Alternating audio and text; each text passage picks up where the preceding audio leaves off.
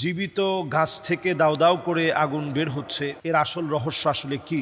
আস্ত গাছের ভেতর থেকে বের হচ্ছে ধোঁয়া, বিস্ময়করভাবে ভেতরে জ্বলছে দাউ দাউ আগুন। এই গাছের সাথে আমার সুসম্পর্ক, মানে আত্মা বেতাত্মার সম্পর্ক। আমাকে এখানে দিনে 24 ঘন্টা অতিবাহিত করা লাগে, কিন্তু আমি তো কল্পনা করতে পারতেছি না এই আগুনটা কিভাবে আসলো। আমরা এই নিউজটা দেখেছি। বাংলাদেশে এই জাতীয় নিউজগুলো এখন বিভিন্ন মিডিয়া খুব ফলাও করে প্রচার করে। তো আমাদের একটা চিন্তার জায়গা, এই বিষয়গুলো ফলাও করে যখন প্রচার করা হয়, মানুষকে যদি এর আসল তথ্য দেওয়া না হয়, তাহলে এটা কিছুদিন পরেই লাল সালুতে রূপান্তরিত হবে এবং সেই লাল সালু দিয়ে একটা ব্যবসা শুরু হয়ে যাবে। এজন্য এই বিষয়টা নিয়ে কথা বলা আমি আমার দায়িত্ব বলে মনে করছি। জীবিত একটা গাছের ভিতরে যে কোনোভাবে সৃষ্টীয় গ্যাসের কারণে, অনেক পুরাতন একটা গাছ যেটা যে কোনোভাবে সৃষ্টীয় গ্যাসের কারণে এখানে একটা আগুনের সৃষ্টি হতে পারে, এবং অনেক সময় এই গাছগুলোর ভিতরে দীর্ঘদিনের পুরানো গাছ হওয়ার কারণে এটার ভিতরে অনেক পোকার উপদ্রব হয়। এমনও হতে পারে যে অনেক বেশি পোকা থাকার কারণে কেউ হয়তো এখানে কেরোসিন ঢেলে দিয়েছেন যাতে করে পোকাগুলো বের হয়ে যায়। কেরোসিন ঢেলে দেওয়ার পরে সেখানে আগুন দিয়েছেন, ভিতরে প্রচণ্ড ফাঁপা হওয়ার কারণে এই আগুনটা খুব দ্রুত ছড়ায় পড়েছে। এই জাতীয় ঘটনা ঘটতে পারে।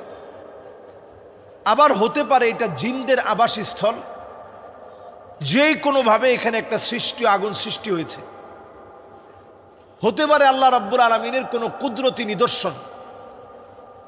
শেষ জামানায় অনেক নিদর্শন দেখা যাবে, আপনি যেটা কল্পনা করতে পারেন নাই, এরকম অনেক নিদর্শন শেষ জামানায় থাকবে। এই শেষ জামানার নিদর্শনের সময় একটার পর একটা অনেক নিদর্শন আসবে, যেটা মানুষ কল্পনা করতে পারে নাই, চিন্তা করতে পারে নাই। এরকম অনেক কিছু ঘটবে, মানুষ দেখবে। এরকমও আমরা দেখেছি যে পুকুরের ভিতরে হঠাৎ করে পানি দুই রকম হয়ে যাচ্ছে। এমনও দেখেছি পুরা পুকুরের পানি হঠাৎ করে গায়েব হয়ে গেছে। এই জাতীয় সকল ঘটনাগুলো ঘটতে পারে আখিরুজ্জামান, শেষ জামানায়। এই বিষয়গুলো ঘটা খুব স্বাভাবিক। তো যদি এই বিষয়গুলো ঘটে থাকে, আমাদের দায়িত্ব কি? আমাদের দায়িত্ব হচ্ছে এই ক্ষেত্রে কোনোভাবে ঈমান ধ্বংস করা যাবে না। খেয়াল রাখতে হবে, ঈমান এটা বড় দামি জিনিস। ঈমান যেন কোনোভাবে ধ্বংস না হয়, এই বিষয়ে আমাদের সজাগ থাকা লাগবে। ঈমান যেন আমরা ধরে রাখতে পারি। এই সময় যদি আপনি মনে করেন যে এই গাছ আমাকে কিছু দিবে, আপনার ঈমান ধ্বংস হয়ে গেল। নবী আলাইহিস সালাতু ওয়াস সালাম বলছেন, মান আতা কাহিনান আও আররাফান ফাসাদ্দাকাহু বিমা ইয়াকুল ফাকাদ কাফারা বিমা উনজিলা আলা মুহাম্মদ সাল্লাল্লাহু আলাইহি সাল্লাম। এই গাছকে যদি আপনার ভাগ্য পরিবর্তনকারী মনে করেন, অথবা কোনো ব্যক্তি যদি আপনাকে পরামর্শ দেয় যে এই গাছটা আপনার ভাগ্য পরিবর্তন করে দিবে, ফাকাদ কাফারা বিমা উনজিলা আলা মুহাম্মদ সাল্লাল্লাহু আলাইহি সাল্লাম। নবী সাল্লাল্লাহু আলাইহি সাল্লাম যা নিয়ে এসেছেন, আপনি টোটালি নবী সাল্লাল্লাহু আলাইহি সাল্লামের আনিত পুরা কোরআনের বিরোধিতা আপনি করলেন, আপনি ঈমান হারা হলেন। এজন্য এইগুলাতে বিশ্বাসী হওয়া যাবে না। আরেকটি বিষয় নবী সাল্লাল্লাহু আলাইহি সাল্লাম পরিষ্কারভাবে আমাদেরকে জানিয়ে দিয়েছেন, লা খায়রা ইল্লা খায়রুহ ওয়ালা তায়রা ইল্লা তায়রুহ। ইসলাম আমাদেরকে বলে আল্লাহ ছাড়া অকল্যাণ দেওয়ার কেউ নাই, কল্যাণ দেওয়ারও কেউ নাই। আল্লাহ রাব্বুল আলামিন ছাড়া কেউ আমাদেরকে অকল্যাণ দিতে পারে না। আল্লাহ রাব্বুল আলামিন ছাড়া কেউ আমাদের কোনো উপকারও করতে পারে না। আল্লাহ রাব্বুল আলামিন ছাড়া অমঙ্গল কেউ সাধিত করতে পারে না।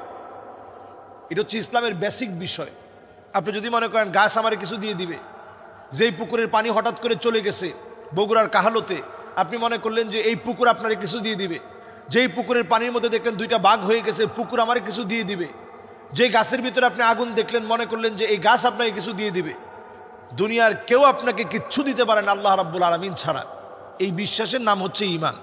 আমানতু বিল্লাহি ওয়া মালাইকাতিহি ওয়া কুতুবিহি ওয়া রুসুলিহি। যেই দিন আপনি বলেছেন, সেই দিন থেকে এই কথার স্বীকৃতি আপনাকে দিতে হয়েছে, ওয়াল কাদরি খাইরিহি ওয়া শাররিহি মিনাল্লাহি তাআলা।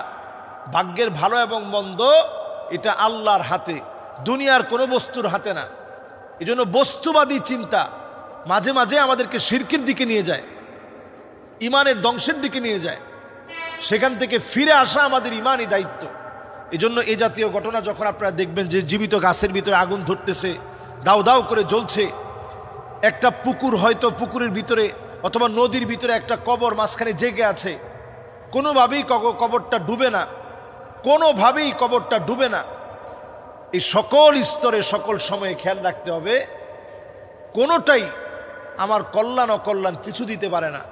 কল্যাণ অকল্যাণের মালিক হচ্ছেন আল্লাহ সুবহানাহু ওয়া তাআলা। এটার নামই হচ্ছে ঈমান। আল্লাহ তাআলা আমাদেরকে সকল রকমের ফিতনা থেকে আল্লাহ তাআলা হেফাজত করুক। আসসালামু আলাইকুম ওয়া রাহমাতুল্লাহি ওয়া বারাকাতুহু। আসসালামু আলাইকুম ওয়া রাহমাতুল্লাহি ওয়া বারাকাতুহু। বিসমিল্লাহ ওয়াল হামদুলিল্লাহ ওয়াস সালাতু ওয়াস সালামু আলা রাসূলিল্লাহ ওয়া বা'দ। মেডিসিনের মাধ্যমে মহিলাদের হায়েজ যদি বন্ধ করা হয়, ওই দিনগুলোতে নামাজ তেলাওয়াত করতে পারবে কিনা, এটা বন্ধ করা জায়েজ হবে কিনা? আল্লাহ রাব্বুল আলামিন প্রত্যেকটা মানুষকে একটা ফিতরাত দিয়েছেন। স্বভাবত আল্লাহ তাআলা কিছু বিষয় মানুষের মধ্যে আল্লাহ তাআলা বেঁধে দিয়েছেন। হাসি, কান্না, সুখ, দুঃখকে আল্লাহ রাব্বুল আলামিন আমাদের মধ্যে দিয়ে দিয়েছেন। এই সবটাই আমাদের জীবনের অংশ। তো নারী জাতির যে অসুস্থ হওয়ার আল্লাহ তাআলা যে একটা পিরিয়ডের একটা টাইম দিয়েছেন, এই টাইমে অসুস্থ হওয়া এটা খুব স্বভাবপ্রসূত একটা বিষয়। কিন্তু এই টাইমটাকে আপনি ওষুধ খেয়ে নানাভাবে যদি আপনি মেডিসিন খেয়ে বন্ধ করে ফেলেন, এটা আল্লাহ রাব্বুল আলামিনের সৃষ্টি বৈচিত্র্য নষ্ট করা, এটা আল্লাহ তাআলা পছন্দ করেন না। হ্যাঁ, একান্ত এমন হয়েছে যে আপনি হাজ্জের সফরে গিয়েছেন, এখন উকুফ আরাফা, আরাফার ময়দানে এখন আপনাকে অবস্থান করতে হবে। ঠিক সেই সময়ে আপনি মনে করছেন যে না, যেহেতু উকুফ আরাফার মতো আমাকে অবস্থান করতে হবে, হজের এই সফরে আছি, তখন যেহেতু আধুনিক বিজ্ঞান অনুযায়ী মেডিসিন আবিষ্কার হয়েছে, ওই সময় আপনি মেডিসিনটা গ্রহণ করলেন। কিন্তু একান্ত প্রত্যেক মাসে যদি আপনি এই জাতীয় কোনো মেডিসিন গ্রহণ করেন, এটার কারণে আপনি চরমভাবে ক্ষতিগ্রস্ত হবেন। শুধু ক্ষতিগ্রস্ত হবেন না, শারীরিকভাবে এটা ক্যান্সারের কারণ হতে পারে। কারণ প্রাকৃতিকভাবে যেটা আল্লাহ রাব্বুল আলামিন সিস্টেম করেছেন, এর বাহিরে চললেই ওইটা ক্যান্সারের কোষ আপনার শরীরে জন্ম নেওয়ার কারণ হবে। এই যে আজকে এত পরিমাণ ক্যান্সার বেড়ে গেছে, এটা তো এমনি না।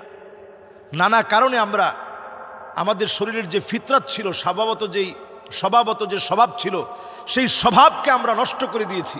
ঘুমানোর টাইমকে আমরা নষ্ট করে ফেলেছি, খাওয়ার লিমিটেশনকে আমরা নষ্ট করে ফেলেছি, খাবারের মধ্যে নানা জাতীয় ঔষধ আমরা দিয়ে ফেলছি, শরীরকে আমরা নানা ঔষধের সাথে এমনভাবে সামঞ্জস্য করে ফেলেছি, কিছু হলেই ঔষধ খেতে হবে। সামান্য একটু জ্বর লাগতেছে তো আমাকে নাপা খেতে হবে, সামান্য একটু মাথা ব্যথা করতেছে আমাকে নাপা খেতে হবে, নাপা এক্সট্রা খাওয়া লাগবে।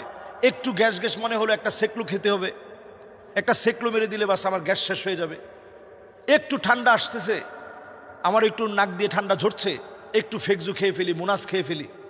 অথচ আপনি যদি প্রাকৃতিক উপায়ে নিজের জীবনকে স্বাচ্ছন্দ্যের দিকে পৌঁছাতে চান, নবী সাল্লাল্লাহু আলাইহি সাল্লাম যেগুলোকে শেফা বলেছেন, আপনি কালো জিরা খান, আপনি নিজে একটু মেথি খান, ভিজিয়ে রেখে সেটা আপনি পান করেন। এরপরে আপনি প্রতিদিন কালো জিরা মিশ্রিত একটু মধু খান। এরপরে আপনি আপনার বাসায় লং আছে, 4টা